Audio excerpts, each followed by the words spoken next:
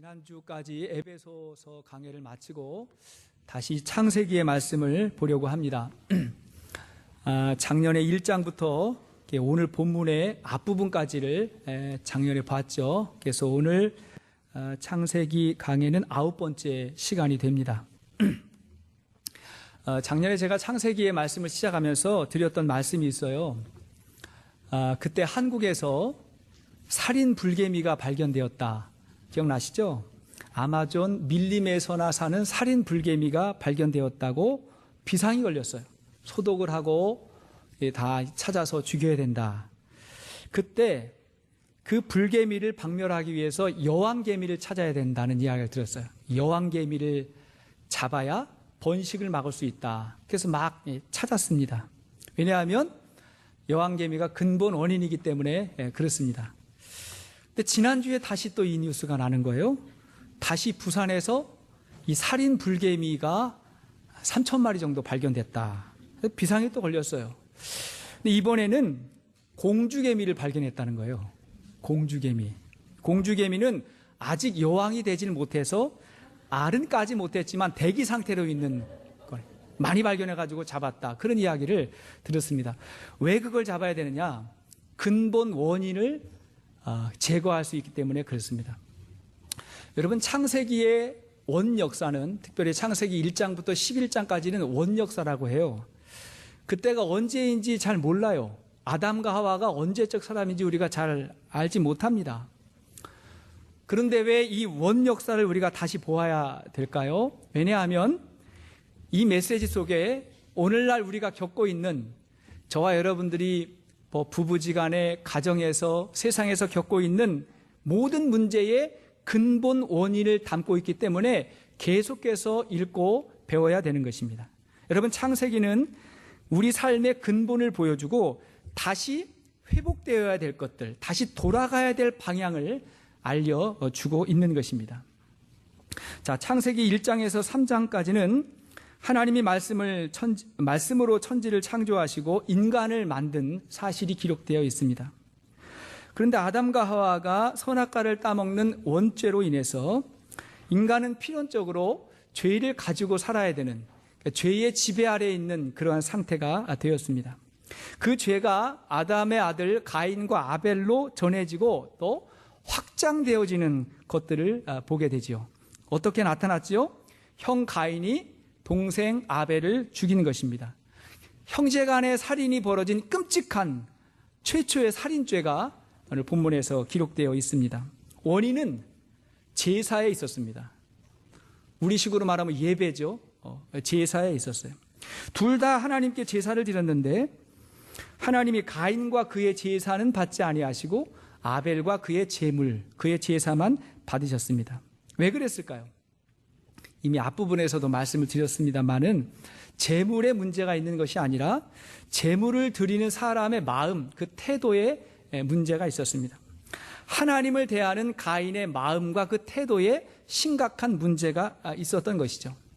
지금 저와 여러분들이 같은 시간에 같은 공간에서 같은 순서대로 예배를 드리고 있지만 우리의 마음에 따라서 하나님이 기뻐 받으시는 예배가 될 수도 있고 그렇지 않은 예배가 될 수도 있다는 것을 우리가 기억해야 됩니다.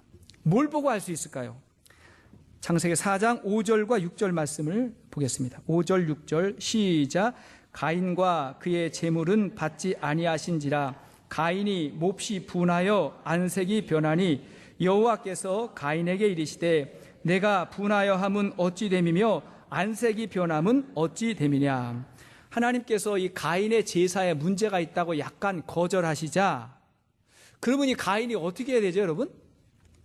그가 드리는 제사를 하나님이 이렇게 거절하셨어요. 그러면 하나님, 뭐가 문제입니까? 제가 알지 못하는 문제가 무엇이죠, 하나님? 하고 질문을 했어야 되는데 가인은 그게 분했다 그랬어요. 분해서 얼굴색이 변하고 하나님에게서 얼굴을 돌려버렸어요. 그러니까 애당초 가인은 하나님에게 제사 드릴 바른 마음이 없었던 거예요. 하나님은 그냥 거추장스럽고 불편한데 어쩔 수 없이 제사 드려야 되니까 또 한 번 또 드리지 하는 마음으로 나온 거예요. 여기서 중요한 것이 타락한 인류의 첫 번째 사건이 제사, 예배와 관련됐다는 것이 상당히 중요한 것입니다. 여러분, 그들에게 수많은 일들이 있었잖아요. 많은 일들이 있었는데 이 제사, 4장 앞부분이죠. 이 예배와 관련된 일만이 기록되어 있다는 것은 상당히 중요한 의미가 있는 거죠. 왜냐하면 하나님과 분리된 인간이, 하나님을 떠난 인간이 그래도 하나님하고 관계를 맺을 수 있는 그 도구가 제사이고 예배예요. 그래도 하나님을 인식할 수 있는 그 방법이 제사와 예배에 있었던 것입니다. 그런데 그러니까 이 예배라고 하는 건 뭐냐면 죄인된 인간에게 하나님께서 열어주신 은혜의 통로예요. 그게 예배예요. 그런데 가인은 예배가 막혔어요. 단절됐습니다. 예배가 막히면 하나님과의 관계는 더욱더 멀어지게 되고 단절이 돼요. 그렇게 하나님과의 관계가 단절되면 그 다음에는 사람과의 관계가 깨지게 돼요. 불편해지게 돼요. 8절을 보면 8절 보십시오. 오늘 본문 시작. 가인이 그의 아우 아벨에게 말하고 그들이 들에 있을 때에 가인이 그의 아우 아벨을 쳐 죽이니라. 아벨을 죽였어요. 쳐서 죽였어요. 가인이 그의 아우 아벨에게 말했어요. 무슨 말 했을까요? 말했어요. 여기서 말하다라는 말은 명하다, 청하다 이런 말이거든요. 그러니까 가인이 아벨에게 형이니까 명령했거나 아니면 요청해서 들로 나가자고 했어요. 들로 나가자고 하고 들에서 동생 아벨을 죽였습니다. 우발적이거나 충동적으로 홧김에 그런 것이 아니고 의도를 가지고 계획 범죄를 한 거죠. 그러니까 죄의 형벌이 클 수밖에 없는 것입니다. 자, 이런 상황을 통해서 우리 인간이 죄의 지배를 받고 있고 그 죄가 점점 확산되고 있는 것을 우리는 보게 되는 것입니다. 여러분, 모든 인간은요, 죄 가운데 살고 죄의 지배를 받으며 살아가는 안타까움이 우리에게 있습니다. 여러분, 동의하세요? 난 죄가 없고 죄 없는 곳에서 살고 있어요 라고 하는 분들 가르쳐 주세요. 저도 가고 싶어요. 안타깝지만 인간의 실존이 죄를 가지고 죄 속에서 살고 있는 것이 현실이에요. 자, 그런 죄인을 안타까워하시면서 죄로부터 구원하시는 하나님의 구속사가 시작이 되는 것입니다. 그리고 그 구속사의 정점에 예수 그리스도께서 계시는 것입니다. 자, 오늘 말씀을 통해서 그런 죄인을 향한 하나님의 마음을 알 수가 있어요. 첫째로 알 수 있는 것은 뭐냐면 하나님이 죄인을 먼저 찾아가신다는 것입니다. 하나님이 죄인을 먼저 찾아가세요. 자, 형이 동생을 죽이는 최초의 살인이 벌어졌어요. 이때 하나님께서 어떻게 하시죠? 9절을 보십시오. 9절 시작. 여호와께서 가인에게 이르시되 내 아우 아벨이 어디 있느냐? 그가 이르되 내가 알지 못하나이다. 내가 내 아우를 지키는 자이니까. 하나님 물으셨죠? 내 아우 아벨이 어디 있느냐? 여러분, 하나님이 가인에게 아벨이 어디 있는지 몰라서 물으신 거 아니죠? 하나님 모를 리가 없어요. 하나님의 의도는 뭐냐면 죄를 숨기고 있는 가인의 양심의 이야기를 한 것이고 다시 돌이킬 수 있는 회개의 기회를 주신 거예요. 모르는 척 하신 거죠. 회개의 기회를 주신 거예요. 전에 아담과 하와가 최초의 죄를 지었을 때도 하나님 찾아오셔서 물으셨죠. 아담아, 내가 어디 있느냐? 하나님이 몰라서 물은 게 아니에요. 아담이 스스로 나와서 회개할 수 있는 기회와 시간을 주신 것입니다. 죄를 지은 자식에게 부모가 내가 무슨 잘못했는지 말해봐, 똑바로 말해봐 라고 묻는 것은 몰라서 묻는 것이 아니에요. 그 죄를 알아야 똑같은 죄를 반복해서 짓지 않고 그래야 부모로서 용서해 줄 수 있기 때문에 그런 것입니다. 그런 하나님의 마음을 몰랐던 가인이 무슨 말을 하지요? 9절 하반절 보니까 내가 알지 못하나이다. 내가 내 아우를 지키는 자니까. 또 화를 내는 거예요. 까칠한 대답이에요. 내가 내 아우를 지키는 자입니까? 이렇게 반문을 했어요. 여기서 죄인의 두 가지의 모습을 보게 됩니다. 첫째는 뭐냐면 죄인은 분노와 화를 많이 내요. 분노가 많아요. 옛말에 방귀 낀 놈이 소리 지른다, 큰 소리 친다 그런 말 있죠. 도둑이 도둑 잡으라고 소리를 지른대요. 보통 사람들이 세상을 향한 적개심, 분노 막 이런 것을 이야기하는 사람에게 더 큰 문제가 있는 게 너무나 많아요. 정의, 공평 이런 문제를 이야기하는 사람들에게 심각한 문제가 있었던 것을 우리는 너무나 많이 보게 됩니다.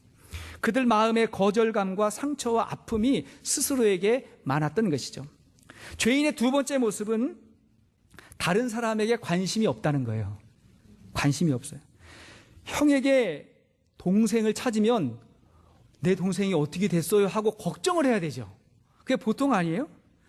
근데 죄인은 다른 사람에게 관심이 없어요. 나하고 동생하고 무슨 관계가 있냐는 거예요. 이렇게 다른 사람을 사랑하지 못하는 사람은 자기를 사랑하는 방법도 잘 몰라요. 그러니까 더 자기 스스로를 사랑하지 못하니까 더 외롭고 고독하고 불행하게 살아가요. 그러니까 세상을 향해서는 절망과 분노가 더 커져요. 그게 악순환되는 거예요. 이게 죄인의 모습입니다. 우리 하나님은 오늘도 여러분들에게 찾아가십니다. 오늘도 말씀하세요. 그리고 물으세요. 내 아내가 어디 있느냐? 내 남편이 잘 있느냐? 너의 VIP는 어디 있느냐? 물으세요. 그럴 때 그 인간이 나하고 무슨 관계가 있습니까? 라고 반문하지 않기를 바랍니다. 하나님이 물으시는 것은 여러분하고 밀접한 관계가 있기 때문에 물으시는 거예요. 나에게 맡겨주신 영혼이에요. 그들과 화목하지 않으면 행복하기가 어려워요. 사람이 온 천하를 얻어도 나하고 가장 가까이 있는 사람과의 관계가 불화하면 행복하기가 어렵습니다. 하나님이 찾아오셔서 물으시는 거예요. 그가 잘 있느냐? 하나님이 언제 어떻게 물으시죠? 오늘도 예배를 통해서 물으시고 성경 말씀을 통해서 물으시고 여러분의 양심에 대고 물으십니다. 그리고 회개하기를 기다리세요. 오늘 여러분들이 하나님의 음성을 듣고 회개하는 시간이 될 수 있기를 바랍니다.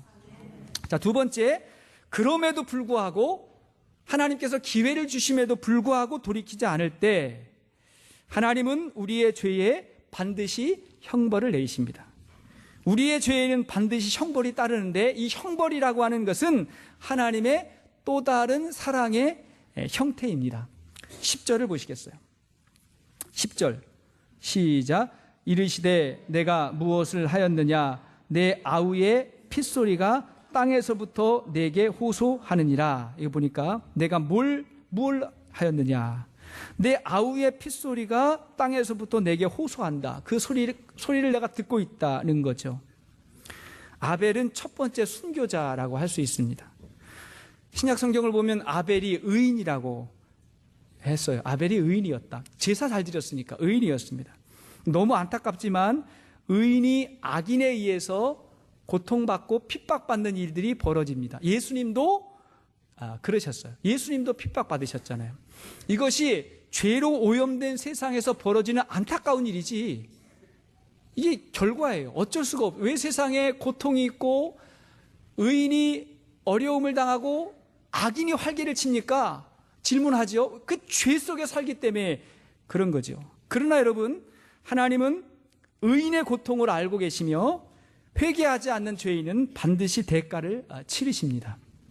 여기서 죄의 결과가 무엇인가를 우리가 알게 되는데, 첫째는 자연의 저주를 받게 되죠. 환경의 저주를 받게 됩니다. 11절, 12절 말씀을 읽겠습니다. 시작.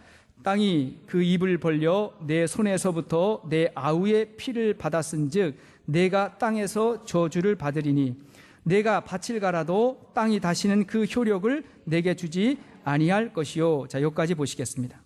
땅이 그 입을 벌려 내 아우의 피를 받았은즉 내가 땅으로 말미암아 저주를 받으리라. 내가 밭을 갈아도 땅이 다시는 그 효력을 내게 주지 못하리라. 이게 무슨 말이에요? 땅이 죄의 피를 받았기 때문에 땅이 사람에게 저주한다고 그렇게 말했습니다. 가인은 농사를 짓는 사람이었습니다. 근데 전에는 힘 안 들이고도 열매를 거둘 수 있었다고 한다면, 그런데 이제는 씨를 뿌리고 밭을 갈아도 소출이 전과 같지 않다는 거예요. 더 힘들어졌어요. 여러분, 저는 생각해요. 사람이 자기 손이 수고한 대로 먹을 수 있고 얻을 수 있다는 것은 축복입니다. 정말 축복이에요.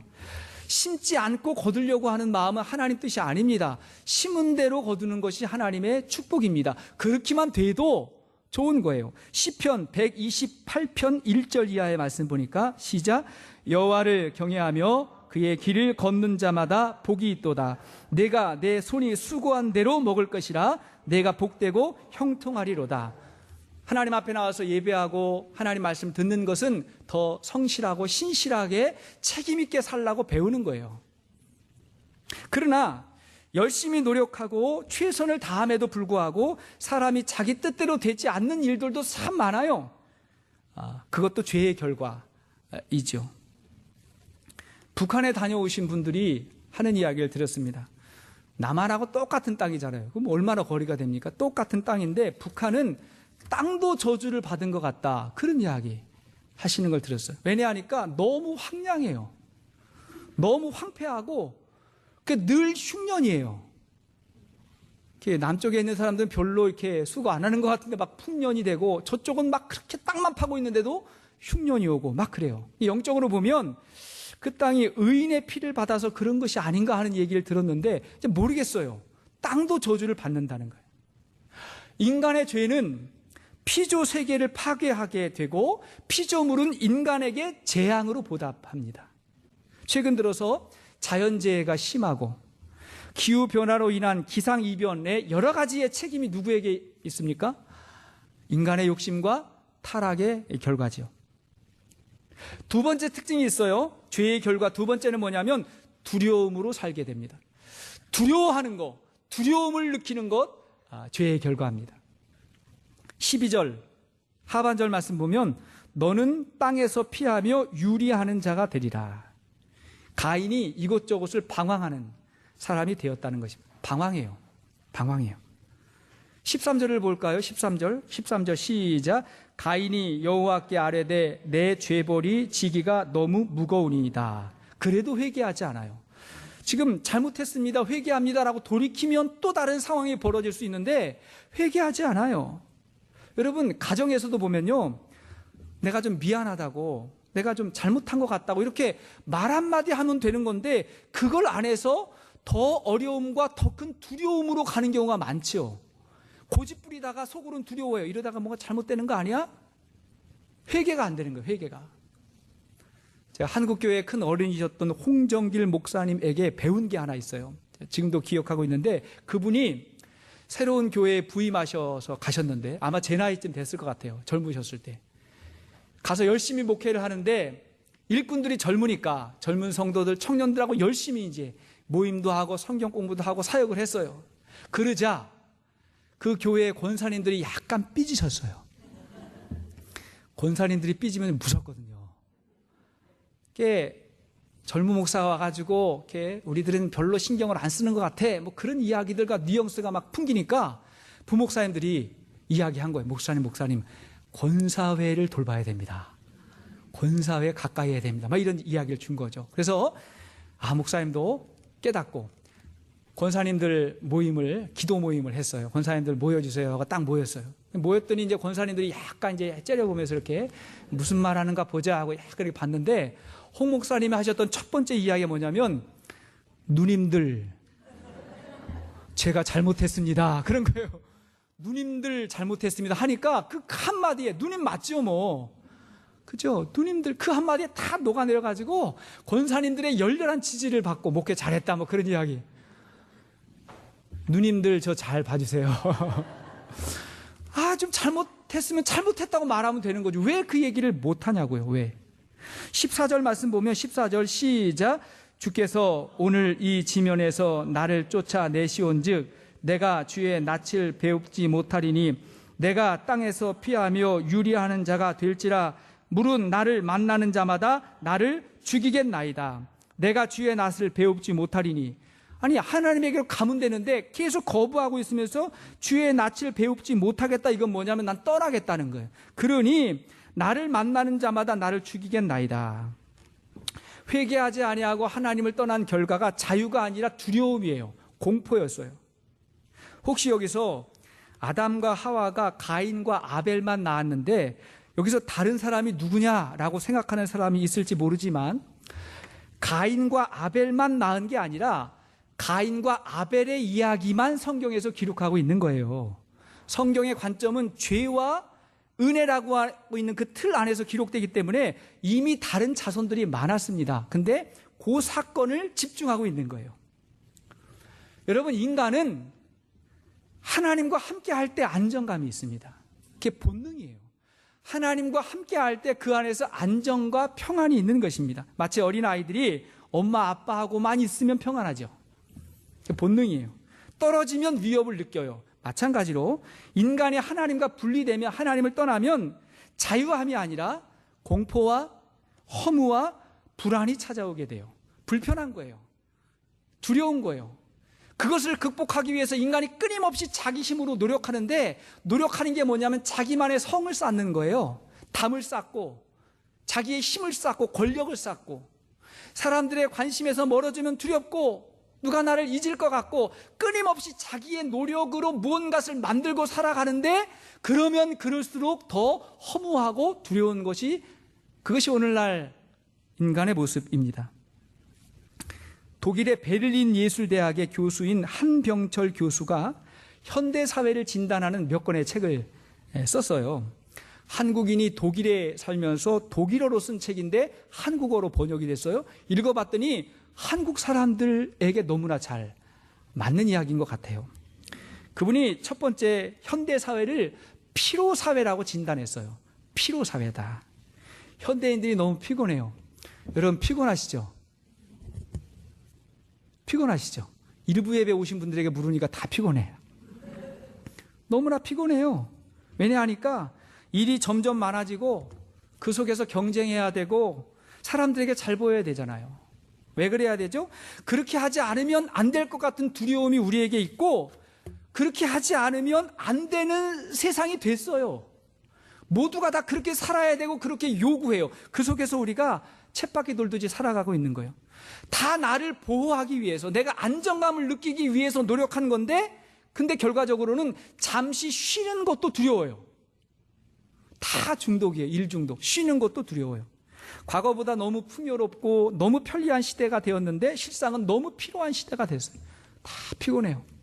옛날에 말 타고 1시간 가는 거리를 자동차로 20분 가게 됐는데, 그럼 40분 동안 쉬어야 되죠? 아니에요. 더 많은 일들이 벌어졌어요.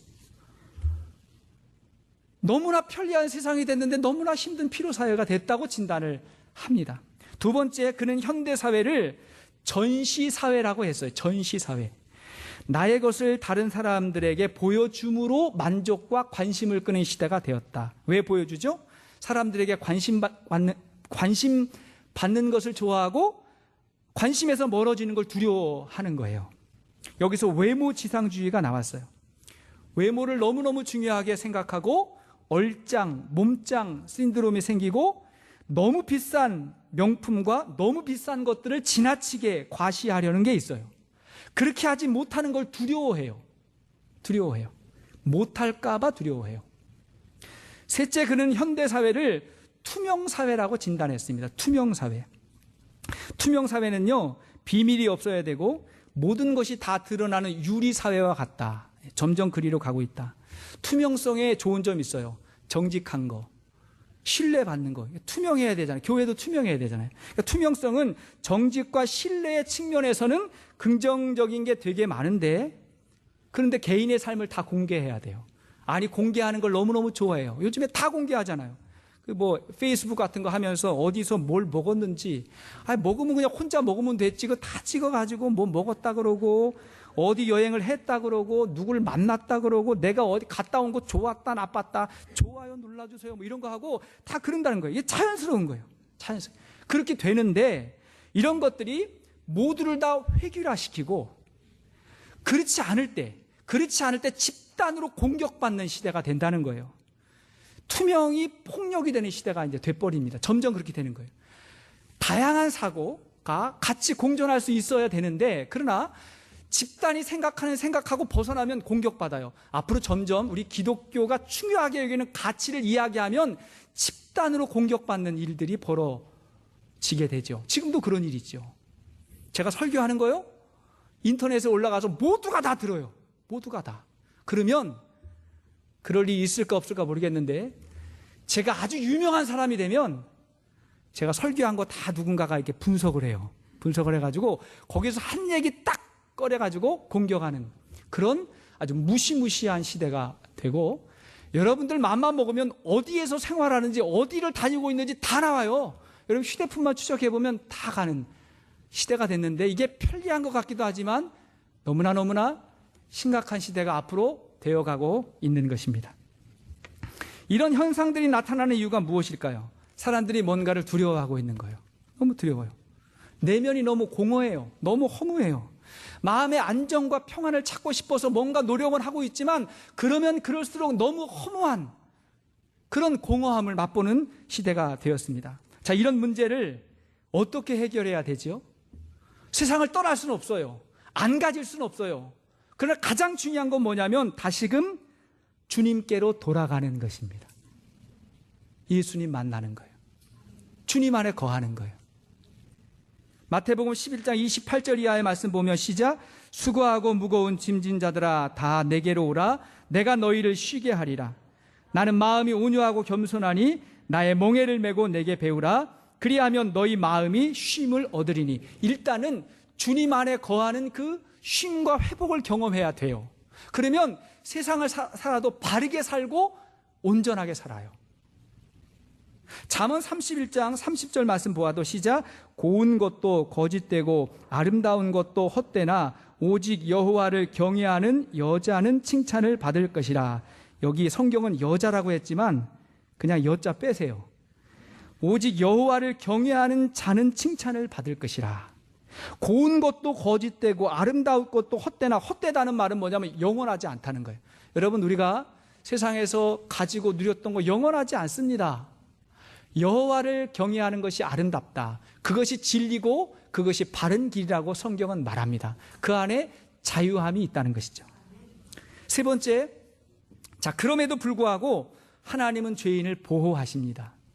우리 하나님은 그런 분이에요. 더 나아가서 모든 죄인이 구원받기를 원하십니다. 죄인이 구원받기를 원하세요.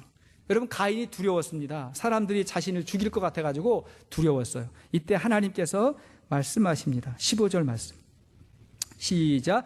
여호와께서 그에게 이르시되 그렇지 아니하다. 가인을 죽이는 자는 벌을 7배나 받으리라 하시고 가인에게 표를 주사 그를 만나는 모든 사람에게서 죽임을 면하게 하시나니. 그렇지 아니하다.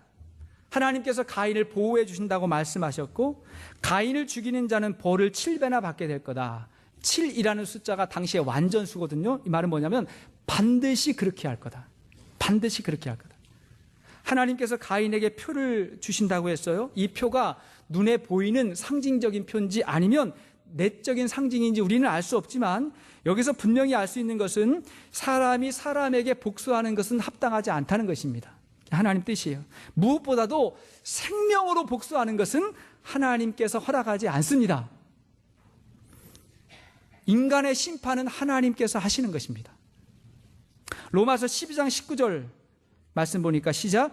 내 사랑하는 자들아 너희가 친히 원수를 갚지 말고 하나님의 진노하심에 맡기라. 기록되었으되 원수 갚는 것이 내게 있으니 내가 갚으리라고 주께서 말씀하였느니라. 하나님의 진노하심에 맡겨라. 자, 우리가 남을 판단하고 정죄하는 것을 극히 조심해야 되는 이유가 여기에 있습니다. 우리는요, 잘 모르고 하는 말이 너무나 많아요. 모든 사람들이 그렇게 말하면 나도 그렇게 해야 된다고 생각하는, 그걸 요구하는 시대가 돼버렸어요. 근데 거기서 우리가 큰 실수할 수 있어요. 여러분, 내 남편, 내 아내, 회사 사장님, 직원들, 그리고 오래된 친구들이 가인과 같은 사람일 수 있어요. 우리가 함부로 말하면 안 될 때가 있습니다. 하나님은 그들도 회개하고 돌아오시기를 원하세요. 여러분, 하나님 앞에서는요, 버림받은 자식이 없어요. 집 나간 자녀만 있을 뿐이에요. 그잖아요? 집 나가서 돌아오시기를 원하시는 하나님의 마음만 있을 뿐이지 하나님은 버린 자식이 없으세요. 예수님께서 대제사장과 유대인 장로들에게 말씀하셨어요. 세리와 창녀들이 너희보다 먼저 하나님 나라에 들어가리라. 깜짝 놀랄 말을 하신 거죠. 제사장에게 뭐라고 이야기했냐면 세리와 창녀들이 너희보다 먼저 하나님 나라에 들어가리라고 말씀하셨어요. 그들도 회개하면 하나님 자녀가 될 수 있다는 거예요. 그러니 우리가 누구에게 함부로 말을 할 수가 있겠어요? 우리 하나님은 죄에 대한 인간의 복수를 막으셨습니다. 그리고 중요한 것은 하나님이 대신 그 복수를 받으셨습니다. 그분이 당하셨어요. 어떻게 받으셨죠? 자신이 친히 인간의 몸을 입고 세상에 오셔서 모든 인간의 죄의 값을 그분이 받으셨어요. 죄에 대한 심판을 그분이 받으셨어요. 예수께서 십자가에 달려 돌아가심으로 모든 인간이 하나님이 그 보복을 받으심으로 말미암아 우리가 구원의 길을 얻게 되었습니다. 그게 은혜죠. 그게 은혜예요. 가인이 받은 표는 유월절 어린 양의 피를 생각하게 하고 우리 안에 있는 예수 그리스도의 피를 생각나게 합니다. 하나님께서 저와 여러분들을 보호하시고 지켜주십니다. 그리고 죄인들이 돌아오시기를 하나님께서 기다리십니다. 말씀의 결론을 맺겠습니다. 그러나 여러분, 하나님께서 용서할 수 없는 죄가 있어요. 하나님이 용서할 수 없는 죄가 있습니다. 아주 흉악하고 끔찍한 연쇄살인범이기 때문에 하나님께서 용서 못하시는 게 아니에요. 그런 사람도 용서받을 수 있어요. 누구든지 주의 이름을 부르는 자는 구원을 얻는다고 성경에 기록되었습니다. 그러나 겉으로는 선한 것 같은데 자신이 죄인이 아니라고 착각하는 교만한 사람은 구원받기가 어려워요. 왜? 회개가 되지 않기 때문에 그렇습니다. 하나님이 볼 땐요, 모든 사람의 죄가 거의 비슷하다니까요. 예수님 뭐라 했어요? 너희가 형제를 보고 미워한 자마다 이미 살인한 것과 같다. 여인을 보고 마음에 음욕을 품은 자마다 이미 간음한 것과 같다. 그게 하나님의 기준이었어요. 그러니까 이미 죄가 겉으로 드러난 사람이나 아직 그냥 품고 있는 사람이나 하나님 볼 땐 똑같아. 다 죄인이에요. 우리는 눈으로 보는 것만 가지고 죄인이다 아니다 생각하는데 다 죄인이에요. 그러나 하나님께서 용서해 주시고 하나님께서 가려주시는 죄가 있다는 거예요. 그게 어떤 죄죠? 예수 그리스도의 십자가의 피를 의지한 죄인이에요. 그럼 하나님께서 예수의 피로 그 모든 죄를 가려주십니다. 마태복음 12장 32절 말씀 보니까 시작. 또 누구든지 말로 인자를 거역하면 사하심을 얻되 누구든지 말로 성령을 거역하면 이 세상과 오는 세상에서도 사하심을 얻지 못하리라. 자, 이런 죄를 성령을 거역하는 죄라고 말합니다. 성령을 거역하는 죄는 용서함을 받지 못하리라. 성령은 끊임없이 우리의 죄를 깨닫게 하고 우리가 돌이켜서 예수 그리스도에게로 우리를 인도합니다. 그런데 그 성령을 거역하면 우리는 예수가 아니라 내 마음대로 내 뜻대로 살고 회개할 수 없고 자기 마음대로 살아가는 끊임없는 죄인의 모습으로 살게 되는 것입니다. 여러분, 성령께서 우리에게 말씀하실 때 오늘도 반응할 수 있기를 바랍니다. 오늘도 반응해야 돼요. 하나님께서 오늘도 물으십니다. 너는 어디 있느냐? 내가 지금 어디에 서 있느냐? 그리고 내 아우는 어디 있느냐? 내가 사랑하는 사람은 지금 어디에 있느냐? 라고 하나님께서 물으실 때 하나님, 제가 부족하고 연약합니다. 불쌍히 여겨주세요. 예수 그리스도 안에 있기를 원하고 주님의 뜻대로 살기를 원합니다 하고 주님 앞에 다시 한번 기도하고 헌신하며 나갈 수 있는 저와 여러분들 될 수 있기를 주의 이름으로 축복합니다. 같이 한번 찬양하시겠습니다.